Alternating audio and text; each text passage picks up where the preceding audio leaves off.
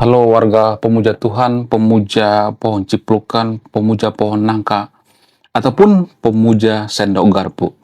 Guys, kalian pernah nggak mendengarkan kalimat seperti ini?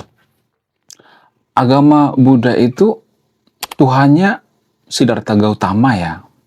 Agama Buddha itu menyembah patung ya. Jadi kalimat-kalimat seperti ini sering muncul di media sosial dan di kehidupan sehari-hari. Jadi guys, kalau saya perhatikan, kalimat ini sebenarnya wajar muncul karena apa? Karena warga Konoha itu kan rata-rata beragama itu lebih ke arah agama Abrahamik gitu ya, atau agama Samawi gitu. Jadi agama Samawi dan agama Abrahamik itu kan lebih menekankan yang namanya bertuhan. Jadi harus jelas Tuhannya siapa gitu, kemudian apa yang disembah gitu. Sehingga apa? Sehingga kadangkala warga Konoha itu tidak memahami apa sih agama Buddha itu. Banyak warga Konoha salah kaprah dengan agama Buddha. Jadi di video ini saya akan meluruskan kesalahkaprahan warga Konoha. Biar apa? Biar tidak saling menyesatkan satu sama lain. Karena kalau saya perhatikan di Konoha itu, kita tuh selalu menyesatkan agama lain karena kita nggak mengenal dan mengetahui apa sih definisi daripada agama lain, apa sih kelebihan dan kelemahan daripada agama lainnya. Itu yang perlu saya luruskan di video ini.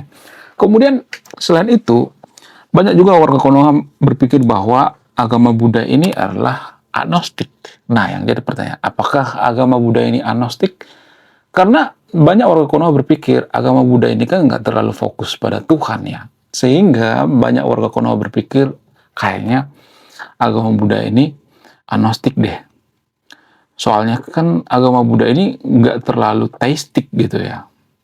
Ada juga yang mengatakan agama Buddha ini lebih ke tidak percaya dengan adanya Tuhan dan lain sebagainya. Ada berbagai macam spekulasi di media sosial ya. Jadi di video ini saya akan bongkar sampai ke akar-akarnya. Dan semua yang saya katakan di video ini ada sumber, ada datanya. Jadi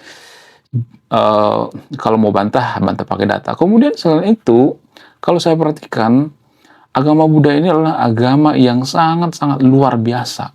Kenapa saya mengatakan seperti itu? Karena dalam agama Buddha ini kan nggak terlalu fokus pada sorga ya. Agama Buddha ini fokus pada nirwana, bukan sorga.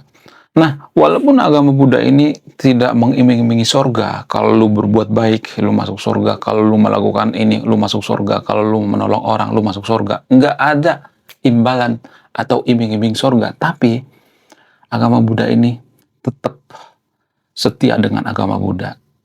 Ya, umat agama Buddha ini setia dengan agama Buddha, setia dengan Siddhartha Gautama. Nah, yang jadi pertanyaan, apakah ini kesadaran yang sangat luar biasa? Yes, ini kedewasaan dalam beragama. Jadi, kalau Anda beragama Buddha, please jangan pindah agama, apapun itu alasannya.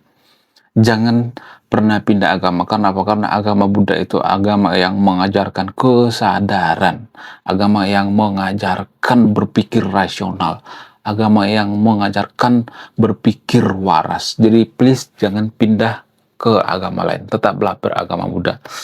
Nah, apakah pengaruh daripada agama Buddha ini beruntung? Yes, beruntung banget.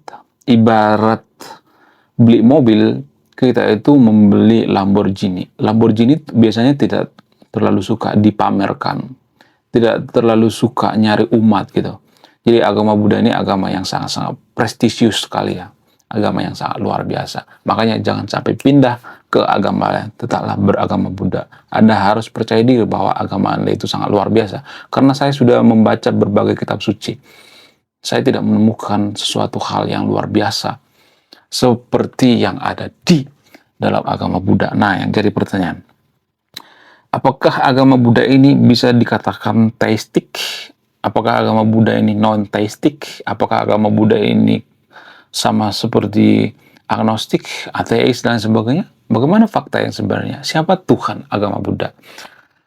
Jadi guys, ternyata dalam agama Buddha itu,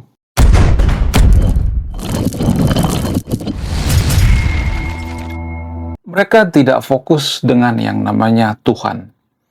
Orang Buddha itu nggak fokus dengan Tuhan. Apakah mereka menyangkal Tuhan? Enggak juga. Apakah mereka agnostik? agak mirip-mirip tapi bukan agnostik. Karena agnostik itu kan bermacam-macam ya. Ada yang tidak percaya dengan Tuhan, ada yang meragukan Tuhan gitu. Ada juga yang percaya dengan Tuhan gitu, tapi nggak percaya dengan agama.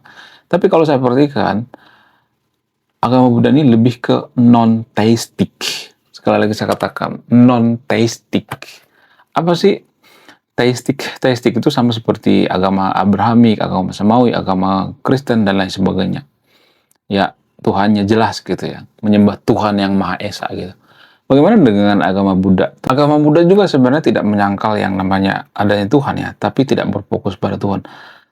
Ini mungkin sekilas kok kelihatan nggak jelas gitu ya, kok kelihatan ragu-ragu gitu ya, kok kelihatan nggak ada pendirian ya. Jadi orang yang menganut agama teistik, agama Abrahamik atau agama Samawi berpikir kok agama Buddha ini nggak jelas ya, apakah Tuhan itu ada atau tidak, kok nggak jelas ya.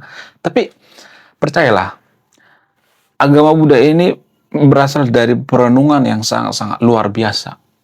Gini ya, kenapa saya mengatakan seperti itu? Kenapa agama Buddha itu tidak menyangkal adanya Tuhan dan tidak terlalu fokus pada Tuhan? Kenapa bisa seperti itu? Karena saya bisa meyakini pendiri daripada agama Buddha ini berpikir bahwa Tuhan itu tidak bisa dibuktikan secara ilmiah juga gitu. Artinya gini, bukan berarti saya mengatakan Tuhan itu tidak ada ya. Gini, kalau ada yang mengatakan apakah Tuhan itu ada, kalau misalnya kita mengatakan, ya buktikan bahwa Tuhan itu ada gitu. Kalau kita misalnya mengatakan, ya buktikan bahwa Tuhan itu ada. Kalau ada orang yang mengatakan Tuhan itu ada, lalu kita mengatakan Tuhan yang mana? Coba buktikan Tuhan itu ada. Lalu biasanya kan orang akan mengatakan atau orang akan membalikkan pertanyaan. Kalimat ini bisa akan dibalikkan dengan pertanyaan. Coba buktikan Tuhan itu tidak ada. Ini dipopulerkan oleh Ustadz Felicia. Padahal ini kalimatnya sangat-sangat lemah sekali. Ini kalimat yang sangat-sangat bodoh sekali menurut saya pribadi. Kenapa saya mengatakan ini kalimat yang bodoh sekali?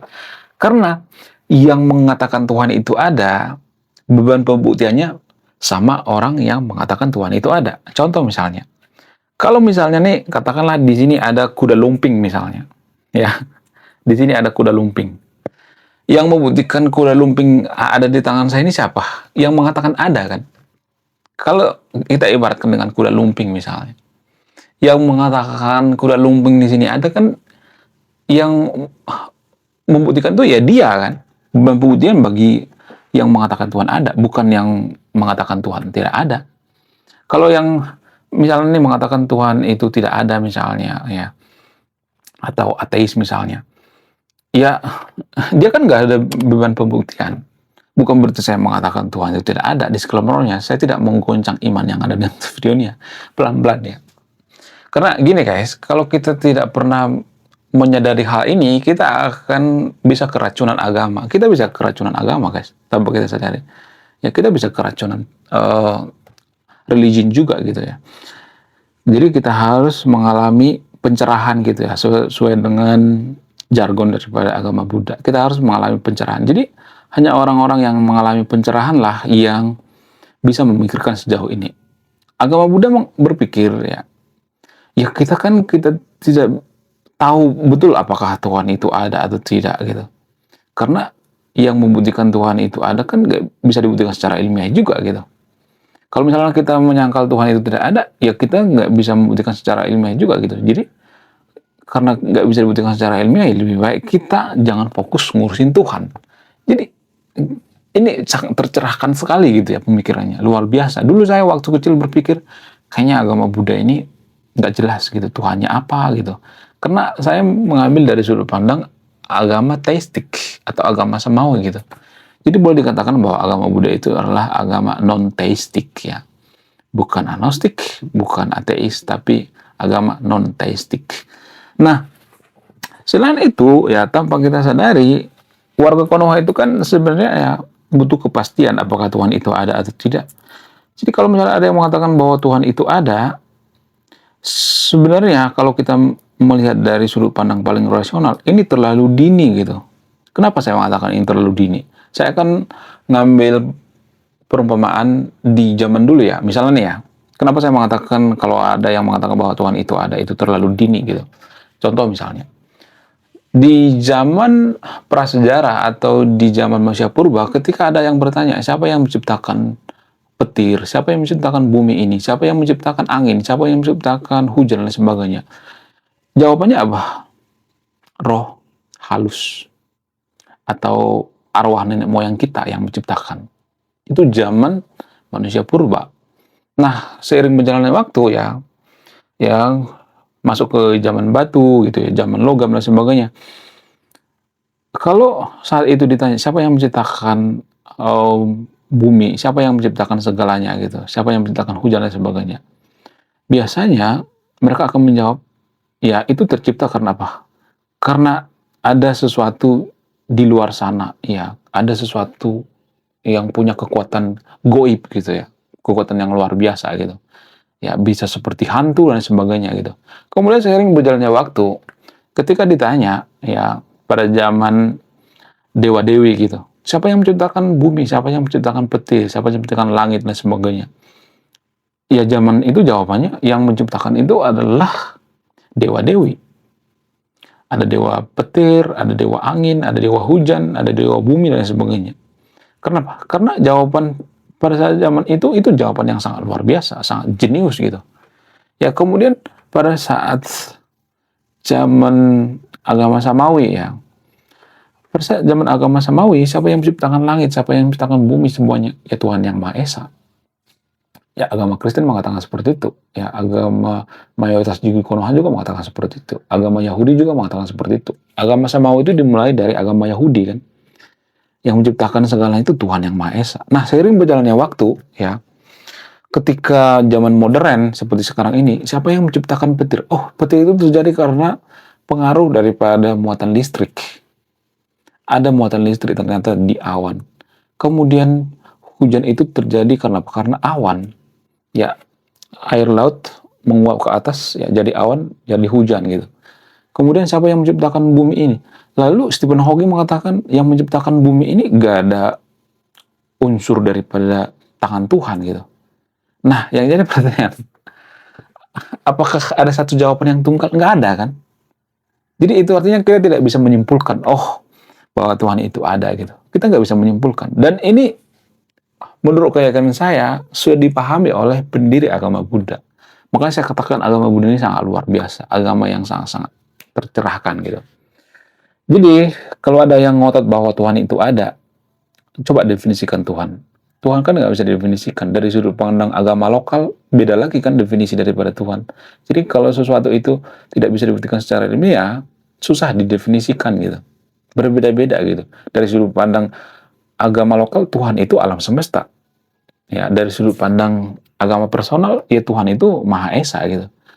Ya, kalau kita membayangkan Tuhan, ya kalau misalnya ada 1000 orang disuruh membayangkan Tuhan seperti apa wajahnya, akan ada 1000 wajah gitu. Jadi kalau ada yang mengatakan buktikan bahwa Tuhan itu tidak ada, yang membuktikan itu adalah beban pembuktiannya itu adalah orang yang mengatakan Tuhan ada. Jadi inilah yang dihindari oleh agama Buddha, sehingga mereka nggak fokus pada Tuhan. Ya, dan ini agama yang sangat luar biasa. Ya, pemikiran itu sangat panjang sekali gitu ya. Sudah sampai ke ranah bahwa Tuhan itu tidak bisa dibuktikan secara ilmiah. Bukan berarti saya mengatakan Tuhan itu nggak ada. Dari sudut pandang keyakinan, saya berpikir bahwa Tuhan itu ada. Ya, dari sudut pandang keyakinan. Tapi dari sudut pandang ilmiah, nah ini nih yang susah yang saya jelaskan sama warga Konoha. Kadang kita dianggap pelin-pelan gitu. Sama seperti agama Buddha dianggap pelin-pelan gitu. Dari sudut pandang keyakinan, Tuhan itu pasti ada gitu. Karena namanya keyakinan. Kita tidak bisa mendebatkan keyakinan orang lain. Nah, yang jadi permasalahan, keyakinan ini dibawa ke ranah ilmiah. Itu yang saya tentang. Ibaratnya gini, seorang ilmuwan yang beragama, dia bawa Tuhan ke laboratorium. Ya nggak bisa. Nggak bakal selesai kerjaannya. Kalau kita masuk ke laboratorium, ya tinggalkan pemahaman bahwa keyakinan Tuhan itu ada. Supaya apa? Supaya ada penemuan. Jadi kalau misalnya nih ya penemu, katakanlah misalnya, penemu wifi misalnya, ya tiba-tiba dia berpikir ya semua yang ada di bumi ini diciptakan oleh Tuhan, maka wifi tidak akan tercipta. Jadi terciptanya wifi itu karena apa? Karena ada curiosity ya. Karena waktu di laboratorium itu nggak bawa Tuhan gitu. Penemu listrik misalnya, Ya, kalau misalnya dia berpikir semua yang menciptakan dunia ini ya yang maha kuasa ya. Pokoknya yang menciptakan dunia ini semuanya Tuhan gitu. Apakah listrik bisa ditemukan? Nggak bisa. Nah, yang jadi pertanyaan, apakah pemahaman semua yang menciptakan dunia ini adalah Tuhan menghambat kemajuan? Silakan simpulkan sendiri. Apakah ini semacam tembok dogma? Silakan simpulkan sendiri. Saya tidak akan menyimpulkan. Lalu bagaimana dengan agama Buddha? Apakah dalam agama Buddha itu ada sorga? Agama Buddha itu lebih ke nirwana gitu, bukan sorga. Jadi bagi orang Buddha itu sorga itu nggak terlalu menarik gitu ya. Lalu bagaimana dengan Konoha? Kenapa Konoha itu tertarik dengan sorga? Sebenarnya kan sorga itu kan kesepakatan ya. Dari sudut pandang keyakinan saya meyakini bahwa sorga itu ada, tapi dari sudut pandang ilmiah, no. Itu tidak terbukti secara ilmiah. Bukan berarti saya menolak. Kalau misalnya suatu saat ada, ya saya juga percaya gitu. Kan permasalahan kan belum ada. Sama seperti Tuhan tadi. Kalau ada yang mengatakan ya di tangan saya itu ada oh, kambing hitam misalnya, ada kambing hitam ya, yang membuktikan kambing hitam di tangan saya itu ada siapa? Yang mengatakan ada kan, bukan yang mengatakan tidak ada. Saya mengatakan bahwa surga itu tidak ada karena apa? Karena ya belum terbukti. Ya kalau suatu saat terbukti saya akan percaya gitu. Bukan berarti saya membenci surga. Jadi di Konoha itu warga Konoha itu berpikir itu ya terbalik-balik gitu ya. Kalau kita mengatakan bahwa surga itu nggak terbukti secara ilmiah, Tuhan itu nggak terbukti secara ilmiah, makanya warga Konoha itu banyak yang marah-marah gitu ya, marah-marah kejang-kejang kalau junjatan berjamaah. Padahal kan itu kan keyakinan. Kita percaya dengan Tuhan juga keyakinan. Kita percaya dengan surga juga keyakinan. Ya, lalu kenapa kita mau memaksakan keyakinan kita terhadap orang lain? Apa sih definisi keyakinan? Definisi keyakinan itu ya kita percaya walaupun kurang bukti, kurang data gitu, kurang bukti empiris dan lain sebagainya. Ya, jadi mohon maaf bagi yang beragama Buddha di sini ya, mohon maaf sebesar-besarnya kalau saya salah menyampaikannya. Ya, karena menurut keyakinan saya agama Buddha itu lebih ke non-teistik dan mereka tidak terlalu fokus pada surga. Mereka tidak fokus pada Tuhan. Ya, seperti yang saya jelaskan tadi itu, karena surga dan Tuhan itu kan nggak bisa dibuktikan secara ilmiah. Jadi agama Buddha itu lebih fokus pada sesuatu hal yang bisa dibuktikan secara ilmiah, seperti misalnya mengurangi penderitaan, berbuat baik gitu ya. Dan apakah agama seperti ini cocok di Konoha? Yes, cocok banget ya, sangat cocok. Tapi ada masalah. Agama Buddha ini nggak terlalu banyak ritual. Sementara Konoha itu sangat pengen banyak ritual. Warga Konoha itu sangat menginginkan agama yang ritualistik. Secara antropologi seperti itu. Saya nggak tahu kenapa gitu. Ya, kita itu sangat suka dengan agama yang terlalu ritualistik. Nah, yang jadi pertanyaan, kenapa agama Buddha ini kurang diminati di Konoha? Apakah karena tidak terlalu ritualistik? Apakah karena tidak memberikan kepastian apakah Tuhan itu ada? Apakah karena terlihat ragu-ragu gitu? Bagaimana fakta yang sebenarnya? Silahkan tuliskan di kolom komentar. Belum kita lanjut. Jadi guys, kemarin ada yang nanya, lu apa sih kontribusinya bagi negara ini? Lu kontribusi saya ini guys ya. Nulis buku, judulnya Budi Tanpa Pekerti. Ini temanya bahas tentang agama. Kemudian sama luka. Kisah dalam buku ini ada seorang kiai bingung memilih antara menyelamatkan hutan atau menyelamatkan 1000 anak yatim. Link pembeliannya ada di pin komentar video ini. Oke guys, sekian video ini. Terima kasih sudah memahami. Saya kaum intelektual, salam rasional.